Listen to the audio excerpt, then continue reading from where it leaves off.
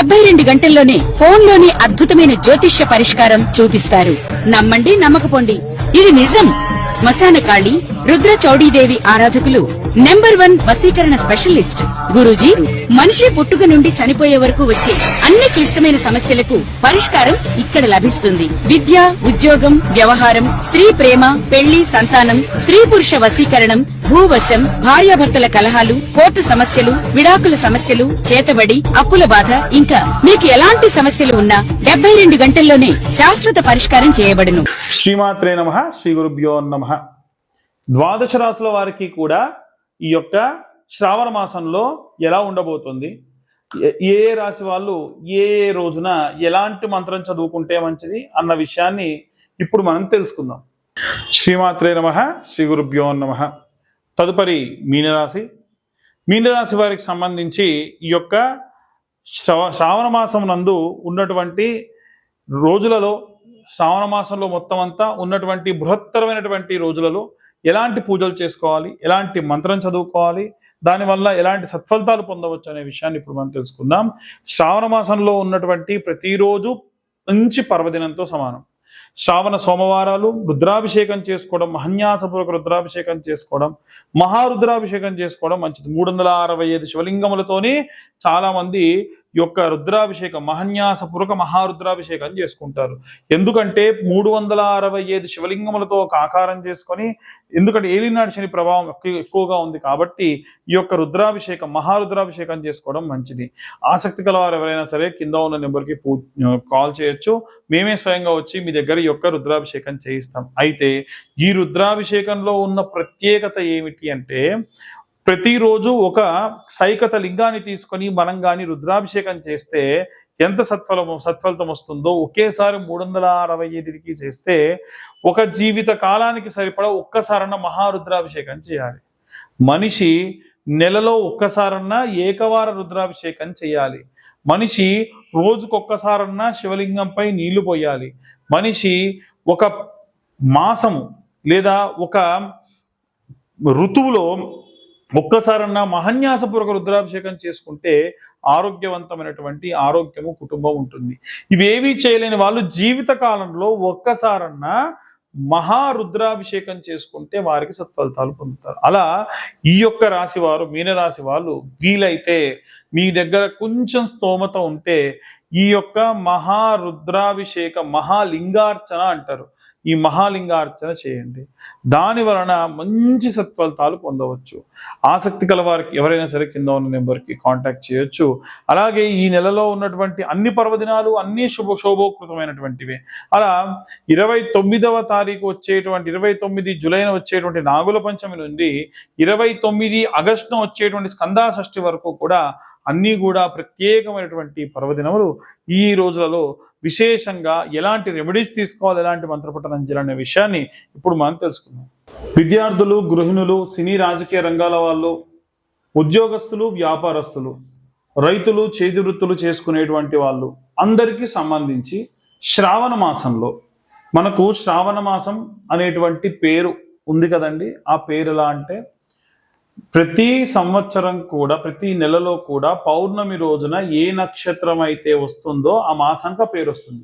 చిత్తా నక్షత్రం పౌర్ణమి రోజు వస్తే చైత్రమాసం, అలాగే విశాఖ నక్షత్రం కనుక పౌర్ణమి రోజు వస్తే వైశాఖ మాసం, అలాగే శ్రవణ నక్షత్రం పౌర్ణమి నాడు వస్తే అది శ్రావణ మాసం. ఈ శ్రావణ మాసం జూలై 25వ తారీఖు నుండి ప్రారంభమవుతుంది.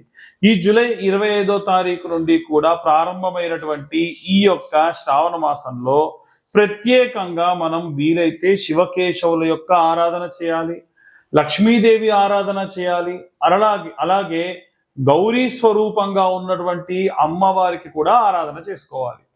ముఖ్యంగా ఈ సంవత్సరంలో, ఈ నెలలో ప్రత్యేకమైనటువంటి, అంటే జూలై 25 నుండి ఆగస్టు 25 వరకు కూడా ప్రత్యేకమైనటువంటి పర్వదినాలు ఉన్నాయి. ఉదాహరణకు రక్షాబంధనం, అంటే రాఖీ పౌర్ణమి, అలాగే దాన్ని జంధ్యాల పౌర్ణిమ అని కూడా అంటారు. ఈ పౌర్ణమి నాడు నార్త్ ఇండియా సైడ్ విశేషంగా ఎన్నో పూజలు చేసుకుంటారు. అవి ఏంటో అని కూడా ఇప్పుడు మాట్లాడుకుందాం. మనకు రక్షాబంధనం రోజున చాలా మంది ఏంటంటే అన్న తమ్ముళ్ళకి అక్కలు లేదా చెల్లెళ్ళు రక్షాబంధనం రాఖీ కట్టడం మనందరికీ తెలుసు.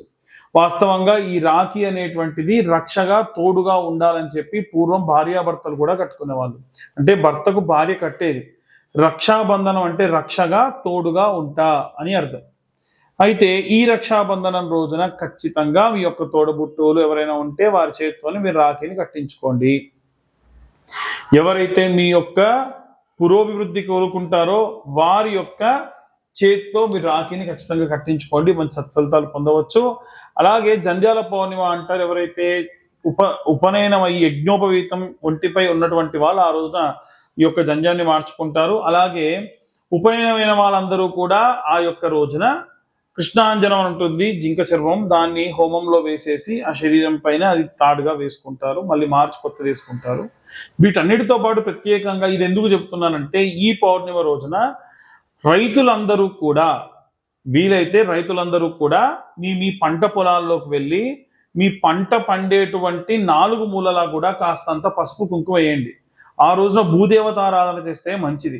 మనం సంక్రాంతి సమయంలో ఉప్పు చెక్కని ఎలా చేసుకుంటారో north India side Chhattisgarh, Orissa, Gujarat ఈ ప్రాంతంలో ఉన్నటువంటి వారందరూ కూడా ఆ ఆవులకి ఆరోగ్యం బాగాలేకుండా ఉంటే పసరు వైద్యం లాంటిది ఆ రోజున చేసి తీపి మధుర పదార్థాలు వాటి యొక్క కుడితిలో కలిపి పెడతారు. దీని వలన పాడి పంట సమృద్ధిగా ఉంటుంది అని పూర్వం నుంచి మనకు వస్తున్నటువంటి నానుడి. అలాగే బలరామ జయంతి అనేటువంటిది ఉంటుంది. దానికంటే ముందు జూలై 29వ తారీఖు నాడు నాగుల పంచమి ఉంది. నాగుల పంచమి రోజు కూడా గత వీడియోలో కూడా నేను ఈ యొక్క నాగుల పంచమి గురించి లేదా ఈ యొక్క సర్పదోషం ఉన్నటువంటి సమయంలో చేయాల్సినటువంటి దాని గురించి చెప్పా. ఏమని అనంటే క్లియర్గా జంట నాగులకి ఈ యొక్క నాగుల పంచమి రోజున క్షీరము అలాగే నీళ్లు పోసి శుభ్రంగా అభిషేకం చేసి, క్షీరం అంటే పాలు నీళ్ళతో అభిషేకం చేసి గంధం పసుపు కలిపినటువంటి మిశ్రమంతో లేపనం రాసి 21 బొట్లు పెట్టి 21 ప్రదక్షిణాలు చేసి 2 దీప ప్రమిదలు ఒకదానిలో ఒకటి పెట్టి ఆవు నెయ్యి వేసి దీపం వెలిగించి 5 రూపాయలు లేదా 10 రూపాయల్లో వీలైనంత వరకు కూడా స్వామివారి దగ్గర పూలు పండ్లు సమర్పించి 21 ప్రదక్షిణాలు చేయాలి. ఇలా చేస్తే సర్పదోష సంభవిత దోషాలు కూడా పోతాయి. ఇవన్నీ కూడా గత వీడియోలు ఇంకా డీటెయిల్డ్ గా మీరు ఎంతెంత తీసుకెళ్ళాలి ఏంటి అని చెప్పి గత నెలలో ఉన్నటువంటి సమయంలో ఈ కాల సర్పదోష కాలం ఉన్న కాలం కాబట్టి ఈ సమయంలో చేసుకోండి అని చెప్పాను. అలాగే ఈ యొక్క 9వ తారీఖు నాడు మనకి ఈ యొక్క పౌర్ణమి అనేటువంటిది వస్తుంది. అలాగే నాగుల పంచమి 29వ తారీఖు నాడు వస్తుంది. అలాగే స్కంద షష్ఠి 29 ఆగస్టున వస్తుంది. ఆ రోజున కూడా ఇప్పుడు నేను చెప్పిన విధంగా మీరు జంట నాగులకు అభిషేకం చేసుకోవచ్చు. 16వ తారీఖు నాడు కృష్ణాష్టమి, గోసేవ చేస్తే మంచిది. ఆ రోజున అందరూ గోవుకు ప్రదక్షిణ చేస్తే మంచిది. 14వ తారీఖు నాడు బలరామ జయంతి అంటారు. ఆరోగ్యంగా లేని పిల్లలు ఎవరైనా ఉంటే ఆ యొక్క పిల్లల చేత్తోని నాగలికి కంకణం కట్టించి ఆ నాగలి మధ్యలో నుంచి పిల్లల్ని తిప్పుతారు. ఈ యొక్క కృష్ణాష్టమి రోజున ఆవు కింది నుంచి పిల్లల్ని తిప్పుతారు. ఇలా చేయడం వల్ల ఆరోగ్యం బాలేకుండా ఉన్న వారందరి యొక్క ఆరోగ్యం కూడా కుదుట పడుతుంది. కాబట్టి ఈ విధంగా ఈ శ్రావణ మాసంలో ఇవే కాకుండా మనకి శ్రావణ సోమవారాలు ఉంటాయి, శ్రావణ మంగళవారాలు ఉంటాయి, అలాగే శ్రావణ శుక్రవారాలు ఉంటాయి, అలాగే శ్రావణ శనివారాలు కూడా ఉంటాయి. ఈ శనివారాలు ఉన్నప్పుడు విష్ణుమూర్తి ఆరాధన చేయడం, సుదర్శన యాగాలు లాంటివి చేయడం, స్వామివారి యొక్క విష్ణునామ సహస్రనామాలు చదువుకోవడం చాలా మంచిది. సోమవారం నాడు ఓం నమ శివాయ అన్న మంత్రాన్ని ఎన్ని సోమవారాలు ఉంటాయి అన్ని సోమవారాల పాటు ఓం నమ శివాయ అన్న మంత్రాన్ని ఈ యొక్క శ్రావణ మాసం అంతా కూడా పఠించడం చాలా మంచిది. అలాగే మంగళవారం నాడు విషయానికి వస్తే మంగళవారం నాడు విశేషంగా ఈ యొక్క మంగళ గౌరీదేవికి నోములు చేసుకునే వాళ్ళు ఉంటారు. శ్రావణ శుక్రవారాలు వరలక్ష్మీ వ్రతాలు చేసుకునేవారు ఉంటారు.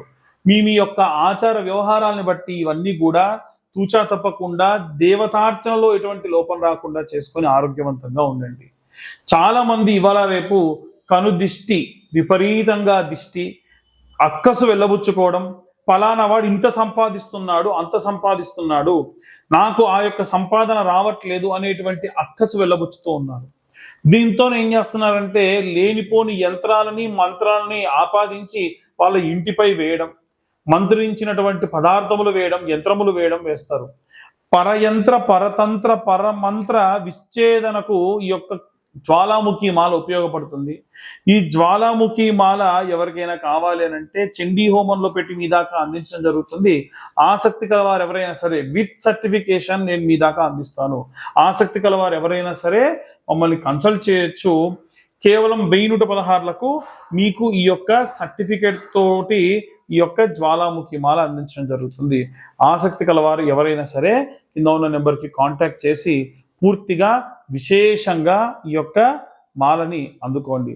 మా ఛానల్ వాళ్ళు మీ దాకా రీచ్ అవ్వడానికి ఎన్నో రకాలైనటువంటివి పరిశోధనలు చేసి ఏ రెమెడీస్ మీకు చెప్తే బాగుంటుంది అనేది మా ద్వారా రాయించుకొని పదే పదే ఈ ప్రాబ్లంతో ఉన్న వాళ్ళు ఉంటారు గురువు గారు, ఫలానా ప్రాబ్లంతో ఉంటారు అని చెప్పి మీ దాకా అన్ని కూడా చెప్పిస్తూ ఉన్నారు.